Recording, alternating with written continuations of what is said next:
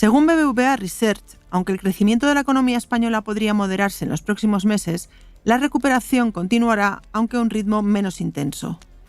En este escenario, el Servicio de Estudios de BBVA ha decidido, en su último informe Situación España, mantener sus previsiones de crecimiento del PIB para 2023 y rebajarlas de 2024 del 2,1% al 1,8%. En este podcast, Rafael Domenech, responsable de análisis económico de BBVA Research, nos explica con detalle los factores que sostienen estas estimaciones. Mi nombre es Reyes Pariente. Comenzamos.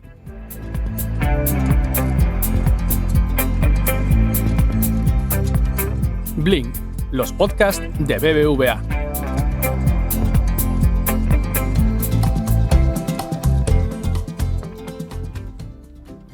Hola Rafa, ¿qué tal? Encantada de que nos vuelvas a acompañar en Blink. Bienvenido. Muchísimas gracias. La verdad es que otro trimestre y encantado de estar aquí con todos nuestros oyentes. Y nosotros de que estés. Vamos a comenzar por poner en contexto. ¿Nos puedes contar cómo está evolucionando la economía española en lo que llevamos de año? Bueno, pues nosotros creemos que después del crecimiento que hemos tenido en la primera parte del año, este tercer trimestre, la economía española crecerá al menos 2 décimas de ahí hacia arriba. Con lo cual, solo con ese crecimiento pensamos que ya el 2,4% que prevemos para el conjunto del 2023 está hecho. Es cierto que hemos tenido una intensa desaceleración de la afiliación a la Seguridad Social en los meses de junio, julio y agosto, pero básicamente porque tuvimos una primera mitad del año muy intensa, ¿no? Extraordinaria, ¿no? En creación de empleo, ¿no? Y de hecho los datos que hemos conocido ya del mes de septiembre apuntan a una corrección al alza, ¿no? A una ligera aceleración, ¿no? La recuperación del consumo también, tanto el consumo privado como el público, pues ha mejorado también las expectativas, la inversión ha repuntado con fuerza, al menos en el segundo trimestre, ¿no? Y por lo tanto lo que estamos viendo es un conjunto de señales que sin ser o sin darnos un crecimiento tan fuerte como el que hemos tenido, por ejemplo, en el 2022, pero en cualquier caso nos hace ver con cierto optimismo el conjunto del 2023. De hecho, Rafa, en esta evolución está en línea con vuestras estimaciones, ¿no es así? Mantenéis la previsión de crecimiento de la economía para 2023 en el 2,4%.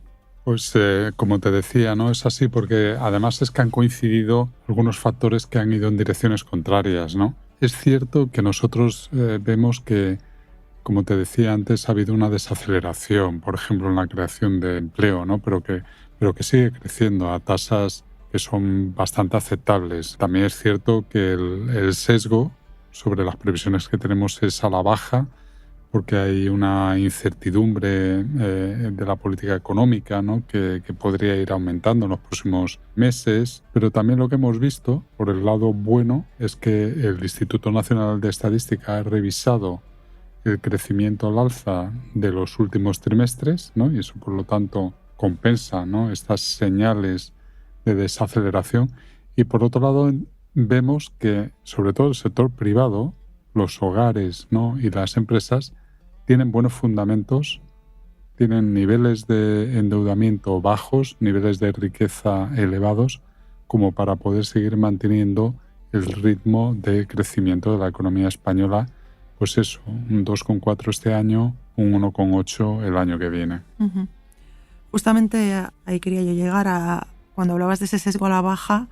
Esa es la razón por la que recortáis la estimación de crecimiento para 2024, ¿no? Que en junio era del 2,1% y ahora es del 1,8%. ¿Qué factores, qué razones hay detrás? Bueno, pues era esto que te decía, ¿no? Vemos que esas señales de desaceleración que hemos visto, por ejemplo, que estamos viendo en el sector industrial, algo en la afiliación, también los pedidos en general, tanto de la industria como de los servicios, pues que lo que muestra es la debilidad, ¿no? que observamos ahora mismo en Europa. Hay signos recientes, ¿no? de estancamiento, incluso de recesión en algunos países tan importantes como Alemania, ¿no? Al mismo tiempo, sectores que en 2021 y 2022 crecieron mucho durante la recuperación post-pandemia, pues ese crecimiento se va agotando. También es normal, ¿no? Luego, por otro lado, también el crédito a las empresas se resiente como resultado del aumento de tipos de interés. Esto es algo que tampoco nos debe sorprender. La inflación, que se sigue mostrando, ¿no?, bastante persistente. Es cierto que aquí en España, ¿no?, como consecuencia de la disminución del coste de la energía, había mejorado mucho, se había reducido más que en otros países, pero la inflación subyacente va mejorando de una manera bastante más lenta, ¿no? Se muestra bastante persistente y esto pues obviamente sigue drenando capacidad de consumo, ¿no?, de los consumidores, ¿no? Y desde luego pues también tendremos que estar atentos a cómo evoluciona la incertidumbre sobre la política económica. De momento está bastante controlada, pero bueno, es algo que tenemos que ir monitorizando. Claro que sí. Si te parece, vamos a analizar con un poco más de detalle algunos de estos factores que has comentado. Cuando hablas de que algunos sectores pueden agotar la capacidad de crecimiento, ¿a cuáles te estás refiriendo? Pues mira, básicamente a los dos que han mostrado mayor dinamismo, como te decía, en 2021 y 2022. Por un lado, el gasto en consumo de los no residentes, que esto es lo que conocemos como el gasto que se debe a la llegada de turistas extranjeros. Obviamente, durante el COVID se desplomó, prácticamente el turismo desapareció y lo que hemos tenido ha sido una recuperación gradual, sostenida en el tiempo, pero que ha durado varios años, hasta volver prácticamente a niveles de entrada de turistas como los que teníamos previamente a la crisis, pero con un nivel de gasto bastante superior al que teníamos antes y no solo como consecuencia de la inflación, ¿no? Entonces, claro, pensamos que es difícil que vayamos creciendo a los ritmos que hemos tenido en el pasado, que eran consecuencia de una recuperación tras la pandemia, ¿no? El otro gran componente, ¿no?, la otra gran contribución a ese crecimiento ha venido de la mano de las exportaciones de servicios no turísticos. No hablamos de exportaciones de bienes, ¿no?, del sector industrial, sino fundamentalmente pues eso, de servicios, ¿no?, que las empresas españolas exportan a otros países del mundo. Esto ha crecido sobremanera durante estos años, pero claro, nos encontramos aquí a límites. Nosotros pensamos que factores que pueden limitar, ¿no?, ese crecimiento económico, básicamente dos.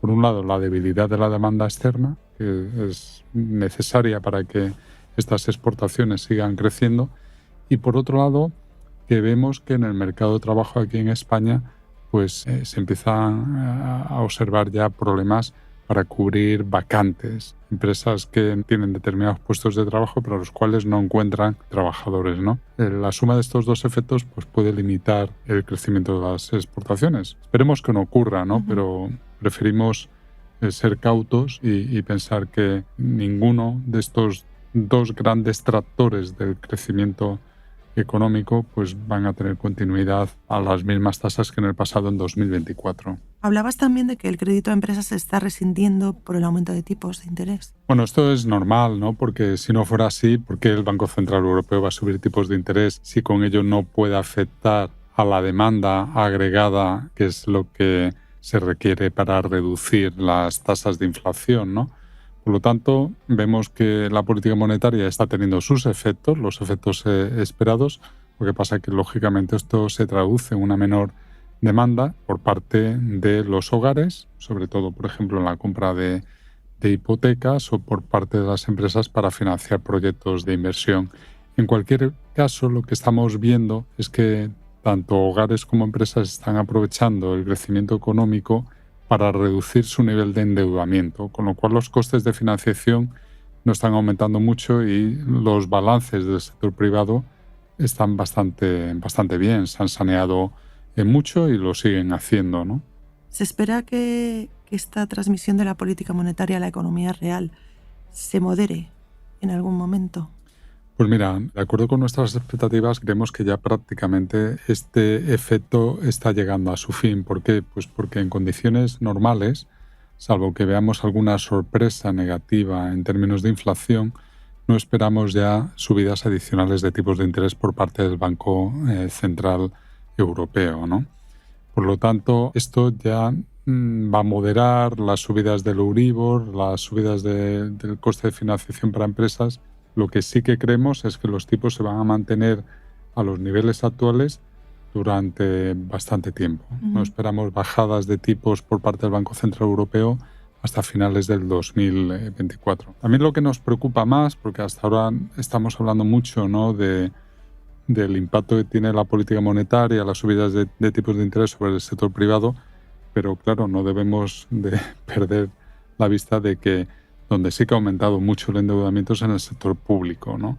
Y aunque España no está en una situación tan delicada como la de algunas otras grandes potencias europeas, particularmente Italia, ¿no?, seguimos siendo un país vulnerable en términos fiscales. Por lo tanto, cuidémonos de que el aumento de tipos de interés o de primas de riesgo que estamos viendo en algunos países, como es el caso de Italia, no termine de contagiarnos. Y para esto es muy importante que la política fiscal lleve a cabo los ajustes necesarios para reducir el nivel de endeudamiento y, sobre todo, el déficit público. Uh-huh. Comentabas antes que tras un periodo en el que los niveles de inflación se estaban moderando, parece que repuntan de nuevo. ¿Por qué? Bueno, como te decía también antes, la mejora de la inflación, sobre todo en el caso de España, que ha estado en mínimos dentro de la eurozona, se debió a cómo había contribuido negativamente el coste de la energía, ¿no? Pero desde hace ya algún tiempo estamos viendo cómo se ha producido una reversión, cómo el precio de los combustibles ha aumentado, el precio del petróleo lo está haciendo, ¿no? Y por lo tanto esto es lo que le está dando otra vez o está presionando al alza otra vez a la inflación, ¿no? Y por lo tanto nuestras previsiones apuntan a que vamos a estar a finales de este año y a lo largo del 2024 con una inflación entre el 3,5% y el 4%, es decir, que todavía nos queda una parte importante del trabajo por hacer para llegar a tasas de inflación que son el objetivo del Banco Central Europeo, ¿no? Y aunque no estamos viendo un desanclaje de expectativas, y también creemos que tiene una parte buena, ¿no?, la subida salarial, en la medida que permite, ¿no?, que aumente la renta disponible de los hogares y por lo tanto esto facilita el consumo. El efecto secundario es que esto hace que el control de la inflación pues vaya a llevar más tiempo, ¿no?, porque puede estar retroalimentando, ¿no?, este problema de aumento de costes y por lo tanto aumento de precios. Uh-huh. Las elecciones de julio no contribuyeron a aclarar el panorama político español. Hablabas antes de que aún así la prima de riesgo se mantiene estable, pero ¿cómo puede afectar toda esta incertidumbre a la economía? Pues mira, efectivamente, hasta ahora, durante estas últimas semanas, no hemos visto ningún comportamiento significativo en la evolución de la prima de riesgo, que se mantiene ahí estable en los 100 puntos básicos, a pesar de que en Italia, como consecuencia de incertidumbres fiscales, ha estado aumentando y se encuentra alrededor de los 200 puntos, incluso en algún momento por encima, es decir, duplicando la prima de riesgo española, ¿no? Claro, ¿qué es lo que nos preocupa de este panorama? Básicamente dos cosas. A corto plazo, lo que comentaba antes, es decir, tenemos un ajuste fiscal pendiente que va a ser muy ambicioso. No solo tenemos que reducir el déficit de este año y el año que viene, como tenemos comprometido, es que el año que viene Europa volverá a reintroducir las reglas fiscales. Y esas reglas fiscales, aunque no van a ser iguales que las del pasado, sí que nos van a obligar a hacer un ajuste fiscal bastante ambicioso. Estamos hablando que de finales del 2024 hasta en un periodo de 4 a 7 años vamos a tener que mejorar nuestra posición fiscal en casi 3 puntos del Producto Interior Bruto. Y esto es bastante. Uh-huh. Esto se puede hacer a través de menos gasto, a través de más impuestos o, como nos gusta a nosotros, a través de más crecimiento económico, más crecimiento potencial, uh-huh, menos desempleo, más empleo, ¿no? Esto lo que proporciona es un aumento de las bases imponibles gracias al crecimiento económico. Pero claro, para todo esto lo que se necesita es un gobierno estable, fuerte, que esté concentrado en este objetivo, ¿no?, que tenga capital político para llevar a cabo este ajuste, sea del color que sea. Y luego, por otro lado, claro, en la medida que tenemos que retomar nuestra senda de convergencia hacia las economías más ricas y de mayor bienestar en Europa, algo que hemos perdido en los últimos 15 años, que nos hemos ido separando de ellas, pues tenemos que llegar a grandes consensos para que, independientemente de quién gobierne, pues mejoremos nuestro empleo, mejoremos nuestra productividad, nuestras políticas educativas, nuestro capital humano, nuestro capital tecnológico. No solo abordemos ese ajuste fiscal pendiente que tenemos, sino que mejoremos la sostenibilidad del sistema de pensiones, de financiación territorial, de la sanidad. En definitiva, tenemos muchos retos por delante, a los cuales también se añade algo de lo cual ya hemos hablado, ¿no? En podcasts anteriores, transición digital y transición energética, ¿no? Sí. Para las próximas décadas, ¿no? Claro, ese futuro lo tenemos que ir construyendo con políticas en el presente, Claro. sobre la base de grandes acuerdos, ¿no? Políticos, acuerdos de Estado, ¿no? Claro, aunque con todo esto que hemos comentado, este sesgo a la baja, comentabas al comienzo del podcast que mantenéis que la recuperación continuará, ¿no? Durante 2024. ¿Nos puedes dar más detalles? ¿Qué factores apoyan esta recuperación? Bueno, ese crecimiento del 1,8, que como te decía está bastante aceptable, va a quedar bastante por encima de lo que va a crecer el resto de países europeos, se debe en parte a que observamos pues, una mejora en las expectativas del precio del gas, ¿no? Aunque el petróleo nos está dando algún susto, pues el gas, sin embargo, está evolucionando mejor. Ya comentaba antes, ¿no? Que la renta y la riqueza del sector privado, de los hogares y de las empresas van a apoyar el consumo y la inversión, que los salarios han comenzado ya a crecer por encima de la inflación, ¿no? Todo esto pues, genera más renta disponible para el consumo. La renta disponible de los hogares puede crecer perfectamente un 2% en 2024, ¿no? Tenemos que la transmisión de la política monetaria pues prácticamente ya ha llegado a su fin, porque no esperamos a aumentos de tipos de interés ya muy importantes. Pensamos que ya no se van a producir y si se producen pues serán marginales. Han desaparecido cuellos de botella que lastraban el crecimiento de algunos sectores tan importantes para España como es el de la automoción, ¿no? Que exportamos, somos una potencia exportadora dentro del sector del automóvil. Y luego tenemos que los fondos europeos pues siguen llegando al sector privado, ¿no? Esto pues genera más inversiones, tanto públicas como también privadas, y por lo tanto debería tener un efecto diferencial en términos de crecimiento económico. Y vemos también que la fuerza de trabajo, la población activa, lleva varios trimestres creciendo gracias a la inmigración, ¿no? Y esto nos da un bono de crecimiento también importante, ¿no? Todos estos factores suman y por eso creemos que a pesar de ese entorno exterior más débil, pues España puede crecer a tasas bastante aceptables. Pues con eso nos quedamos. Rafael Domenech, muchísimas gracias de nuevo por estar aquí y seguiremos pues hablando de economía. Pues un placer como siempre, Reyes, y nos vemos dentro de un trimestre al menos. Sí, eso seguro. Muchas gracias.